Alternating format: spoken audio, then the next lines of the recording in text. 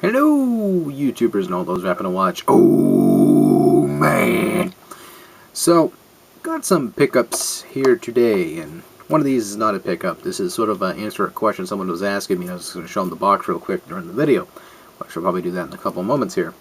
But, what's on my lap here is things I picked up. It's not completely gaming, it's just random stuff I accumulated. So, first things first, the thing I've been watching, it was a 50 movies compilation, which is, they call it classic features, which are all a bunch of Italian and random other shit. And that's called Pure Terror, which has a ton of random old or new movies. Which some of these movies are not even freaking horror movies at all, like they're really not. Like, where is it?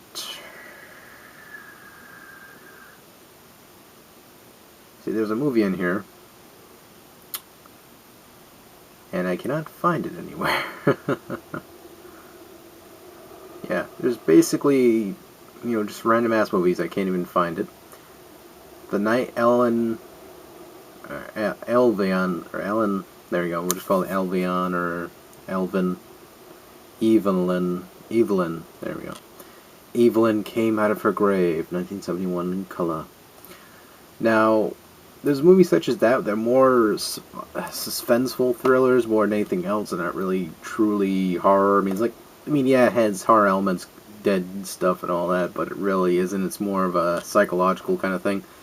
So, again, they have random movies in this, and it was just what I'm watching most of them, and they're not quite horror movies at all. Like, The Hands of Steel is not a horror movie at all. It's just a fucking robotic, supernatural, not supernatural, but a robot superhero kind of film from 1976. So it's just like, wrong movies, guys. I mean, they're cool, don't get me wrong, the movie's cool, but it's just like, kind of thing.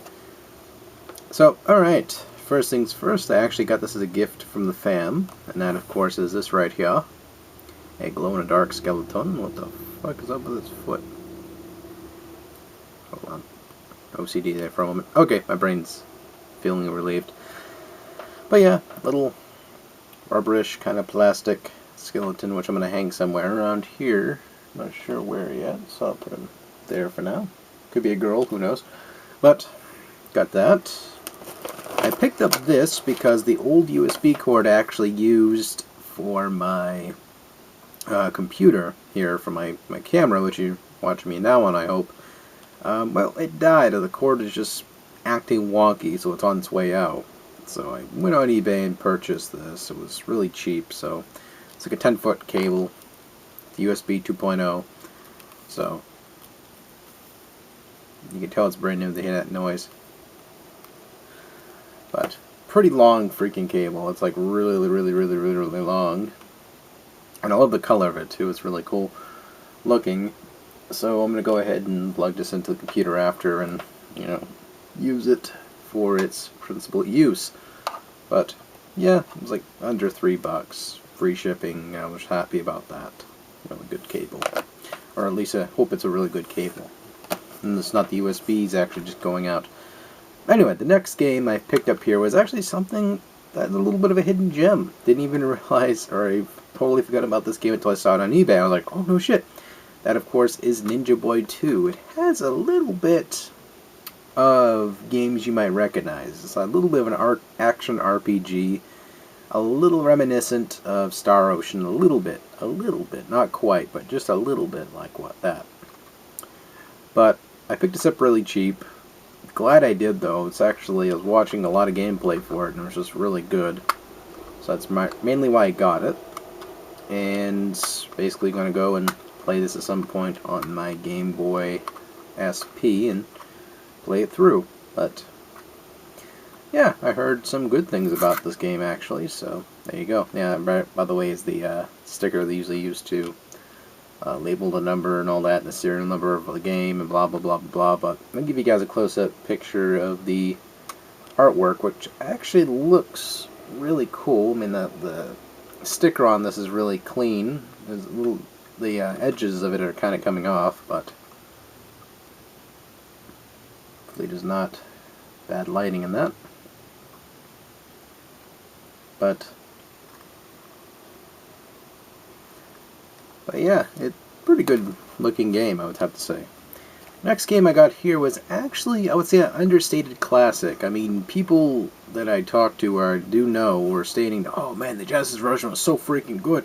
Which again, to each their own. But I actually looked through this game, and this one's a little bit better than the Sega Genesis version. It's kind of like that whole chaos theory of which version's better for East 3, the TurboGrafx CD one, which was a did fucking giveaway, the Sega Genesis or the Super Nintendo one. I'm more practical to the Sega Genesis version because the music, the graphics, the gameplay, everything plays a lot better, and it's easy to obtain that version of the game.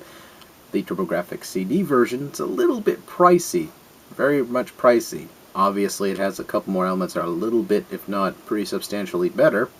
But hey, for a cartridge version, I would say that East 3 was a lot better than the Super Nintendo version. Super Nintendo version was like handled by a bunch of trained idiots, and that's felt very clunky. It wasn't that very good of a port. People go, oh, the cutscenes are so good. If you're basing the game off the graphics with the cutscenes, then I don't know what to tell you.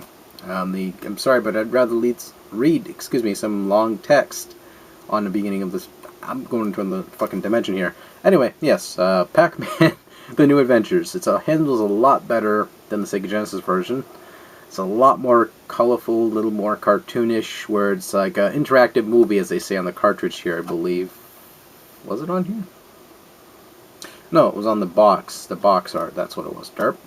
But yeah, pretty much it handles like an interactive movie, like an adventure game too, and it's really cool. Like, I really love this version. It's actually really fun to... you have to solve things. You have to pick up things from the ground and the environments, and every time you complete a section, you get rewarded with a cutscene, which is actually pretty cool. You know, the cutscenes are actually pretty decent with this. There I go talking about cutscenes, being whatever. I won't go into that, because I'm a hypocrite and everyone else is in the world. Anyway, so... next one I got here is for the PlayStation 1, which can play on the PlayStation 3 Slim without being modded. I'm going to keep on saying that till the day I die. Because it's sort of like, you know you're right, but people say you're... Anyway, Croc, the Legend of the Gobos. So, basically it was a platformer. It was actually pretty decent, if not pretty good. It's not amazing versus other platformers of its time. You know, there's games such as Spyro and all that. People probably say it's a lot better than this, which fucking obviously, but this is still a good standard, if not pretty fun, platformer. You know, it had really good graphics for its time. Still kind of does. I'm saying kind of does, because obviously there's a little bit of that fog and everything. But still, really fun platformer to play through. I was tempted to get part 2 for this, which I'm thinking about it, because I like both of them just as much. So, there you go. Got this really affordably. The main reason why I picked this up, because again, trying to build them a PlayStation 1 collection. Next, my Sega Saturn and my Super Nintendo, which my Super Nintendo was like becoming a staggering giant right over there. It's just like, roar. I'm like, intimidated by it now, because it's taken over the room. But, next item here is for the PSP. It's a UMD video, and that, of course, I think would be much more appropriate for Halloween, and that, of course, is The Evil Dead. An all-time classic for the said horror genre. It doesn't quite do everything completely original, but it does it original enough where you can spot it out between a freaking horde of other things out there. It has supernatural, it has gruesome, it has, you know, good, decent story, really campy, really good, solid stuff. I mean, it's one of those all-time classics. And it says a little story in the back of how this film got created, which is sort of interesting. I didn't notice that at first. At least when I looked at the DVD version of this. The reason why I got this is because it was really cheap. The case on this has been through hell and high water, apparently. It isn't closed properly. The only bottom hatch here closes properly. This part doesn't, so I'll probably have to find like a donor case for this at some point, because it's going to irk me. Anyway, so, yeah. Really cheap. Really happy to have this. I can sit back and use my PSP and watch this anytime I wish now. Like, you just pirate it. I feel better now. So, next thing I got here was actually some hard candies. Hear that, ladies? Anyway, so maple hard candy, which is infamous for Vermont, even though it's technically got made in Canada. Hi, Rob. Anyway, so basically, this candy is from the Vermont store, or the country store. And you can obviously tell I already cracked into this instead of chewing on some or sucking on it. This entire segment of this video has gone downhill, I think. Yeah, it has. Basically, comes individually wrapped, really easy to open, shaped like maple leaves.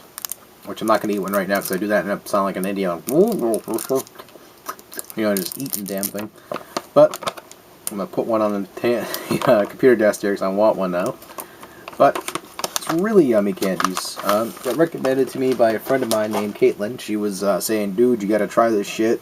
Go out there and eat that noise. And I was like, fuck yeah. So as my family went out to visit Vermont, they came back with that for me. So really grateful for that. They're not cheap. They're definitely not cheap. I would never have paid that for those. I would have just looked at them from a distance going, oh yeah, those are expensive. Fuck that. You know, but yeah, they went to the Vermont store, picked that up, and therefore, get closer up. They're really good. They're made from actual maple syrup, and I think sugars. I'm not sure. I mean, technically, yeah, maple syrup is a sugar. Glucose, sucrose. So, a little bit of sugar in there. But it's still pretty yummy. Something to sit back and just num on while you're having like hot cocoa, or not hot cocoa, but something like tea or something. You have this in your mouth and it kind of, the hot tea splashes against it a little bit while it's inside your mouth, and basically, you know, it fills up your mouth with this flavor, and it's just like, But, again, really yummy. But there you go. That's the stuff I picked up recently. Hopefully this cord works. I can record this video and upload it to, see, we're recording it. Upload this video to YouTube, and I could be able to do said upload. But, again, really excited, especially about this cord, because the other one broke. I couldn't quite use this camera because it's a big pain in the ass trying to hook this up to the computer, because there's no other cords I can use to plug it into said computer. Unless I have a laptop, but then of course that'd be the most awkward thing in the history to do. But, anyway, I digress. Excuse me, I'm going to grab my 2 chains, and I'm going to go do some T-pain, and I'm going to go grab myself a glass of sheep pain, and then I'm basically going to do the pain, and the gland, and the glands, and the spans, and the... I ran out of things that rhymed. So, alright, that does it for now. Take it easy, touch my nipples, see you later, and oh man!